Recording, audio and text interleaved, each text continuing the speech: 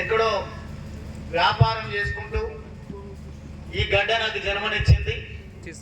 ఈ గడ్డ ఒక సంస్కృతి సాంప్రదాయానికి నిలయం. ఈ గడ్డకు సేవ చేయాలనే ఆలోచనతోన దిలీప్ విశ్వకర్మ గారు గత కొంతకాలంగా దాదాపు దశాబ్ద కాలంగా భయపడి ఈ నియోజకవర్గంలో భారతీయ జనతా పార్టీని పటిష్టపరుస్తూ మొన్న జరిగిన పార్లమెంట్ ఎన్నికల్లో 2 సార్లు ఇక్కడ బీఆర్ఎస్ పార్టీ శాసనసభ్యుడు ఉన్నప్పటికీ అద్భుతమైనటువంటి పోరాట పటిమను కొనసాగిస్తున్న దిలీప్ విశ్వకర్మ గారికి, అదే మాదిరిగా మాతో పాటు ఈ కార్యక్రమానికి విచ్చేసిన మిత్రులు భారతీయ జనతా పార్టీ అధికార ప్రతినిధి సోలంకి శ్రీనివాస్ గారు, ఈ మండల అధ్యక్షులు శ్రీరామ్ గారు, అదేవిధంగా జిల్లా ప్రధాన కార్యదర్శి నాగేందర్ గౌడ్ గారు, తిరుపతయ్య గారు, సోదరిమణి ఏపేరమ్మ చంద్రకళ కార్యదర్శి గారు, మైనార్టీ మోర్చా అధ్యక్షులు, అదేవిధంగా పెద్దలు సుధాకర్ రెడ్డి గారు, భూషయ్య గారు, అదే మాదిరిగా ఈరోజు పార్టీలో చేరినటువంటి తమ్ముళ్ళు సురేష్, సతీష్, అదేవిధంగా మహేష్ సన్నా బాలయ్య, కార్తీక్, మేకల అంజీ, మధు, ఇది కాదా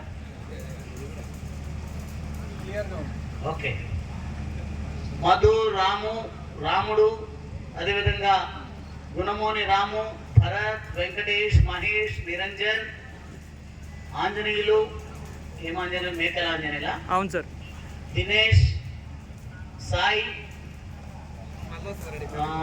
మహేష్, అబ్బరమోని మహేష్, దినేష్, భరత్, రాకేష్, బత్తుల నరేష్, మల్లేష్, అదేవిధంగా సురేష్, భాస్కర్, చాలా పేర్లు ఉన్నాయి ఇవన్నీ చదువుతాం ఇంకా, ఆంజనేయులు, మేకల చందు, శేఖర్, గుడ్లనర్వ శివకృష్ణ, కావలి యాదయ్య, చీర్ల వీరేష్, కుమ్మరి నరసింహ, శివాంగి మధు, కంపల్లి కేశవులు, అదేవిధంగా బొడ్డు శివ, బుచ్చి, అదేవిధంగా పరమేష్, మహేష్, సమ్మోట రాముడు, మధుగాని దినేష్, యాదయ్య. ఈరోజు ఎన్నడూ లేని విధంగా ఎన్నికలు లేవు, లేదంటే ప్రాజెక్టు ఏదో మొదలవుతుంది, ప్రాజెక్టు వల్ల మాకేదైనా లాభం వస్తుందనే ఆలోచన అంతకంటే లేదు మనకు. కేవలం నరేంద్ర మోడీ గారు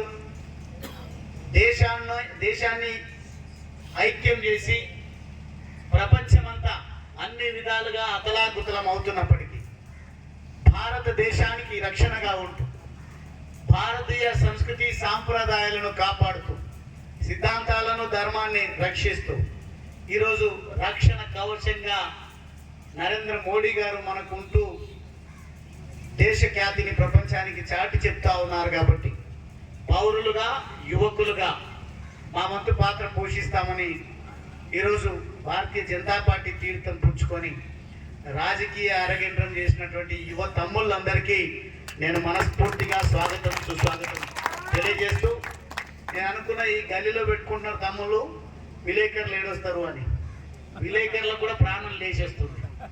ఏది ఏమైనప్పటికీ మేమంతా భారతీయులం, మేమంతా ధర్మాన్ని కాపాడే వాళ్ళం, మాకంటూ ఒక బాధ్యత ఉంది అని మా కుర్చీలు ఖాళీ లేచి కుర్చీలలో కూర్చున్నారు వచ్చిన వాళ్ళ కాడికి.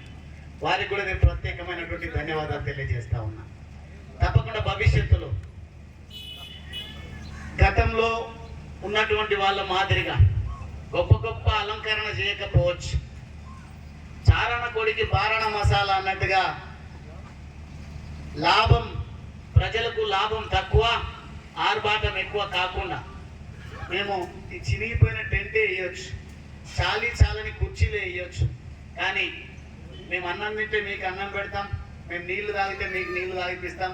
మాకే గౌరవం అయితే ఈ ఈ సమాజం మాకు ఇస్తా ఉందో అదే గౌరవాన్ని మీకు కూడా ఇచ్చేటువంటి ప్రయత్నం చేస్తాను. కాబట్టి కానీ దయచేసి మీ అందరినీ నేను విజ్ఞప్తి చేస్తా ఉన్నా. మొన్న నేను పార్టీ మారి రామచంద్రరావు గారి నాయకత్వంలో బీజేపీలో చేరుతున్న సందర్భంలో పట్టుమని 10 మందికి కూడా నేను పార్టీ మారుతున్నా విషయాన్ని చెప్పలేదు. కారణం ఏంటంటే ఒక్కరికి ఫోన్ చేస్తే అర్ధ గంట మాట్లాడబట్టి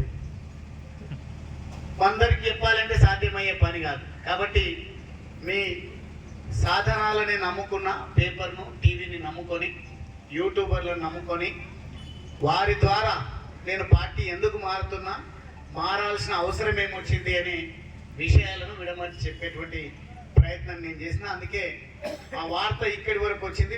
పిజినపల్లిలో అగ్గి రాజేసిండ్రు ఇవ్వ తమ్ముళ్ళు ఈరోజు. అందుకే మీడియా సోదరుల సహకారం ఎంతైనా అవసరం అనేది ఈ సందర్భంగా నేను విజ్ఞప్తి చేస్తా ఉన్నా. ఈరోజు ఎందుకో